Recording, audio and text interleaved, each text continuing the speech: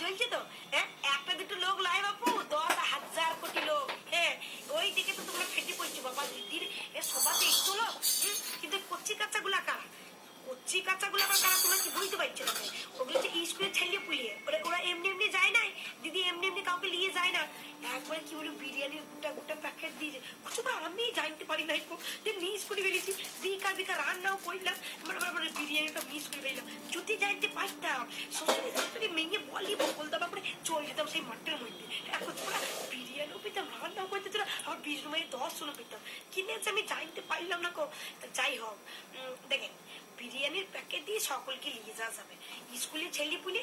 আর ওই যে তারা যারা সে কাজ করে না, ওই 100 দিনের কাজ করে, তারপরে গিয়ে তোমার সে ভুটের কাজ করে, ডেঙ্গুর কাজ করে, সকলকে বাধ্যতামূলক না গেলে কাজ ছাঁটাই করে দেওয়া হবে। এই সব ভয় ভান্তি দেখিয়ে বিরিয়ানির প্যাকেট ম্যাকেট দিয়ে নিয়ে গিয়েছে দিদির সভাতে। যাই হোক দিয়েছে তো বিরিয়ানি, যাই বলেন। দেখেন এইবার কেন লোক যেতে চায় না আমি বলছি, ওই তো উনারই এক নেত্রী স্টেজে বলছে, দেখেন এই 3 মাস আপনারা যেইখানে ডাকবেন, মানে বুথে বলেন, তারপরে অঞ্চলে বলেন, বিভাগে বলেন, আমি সর্ব জায়গাতে হাজির হয়ে যাব।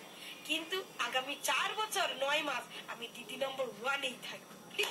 এই লেখেনি তো মানুষ যেতে চায় না ওনাদের কাছে, কিন্তু বিরিয়ানি প্যাকেট দিয়েছে বলি কথা, যেতে হবে। পরের বার আমিও যাবো, তোমরা যাবো তো?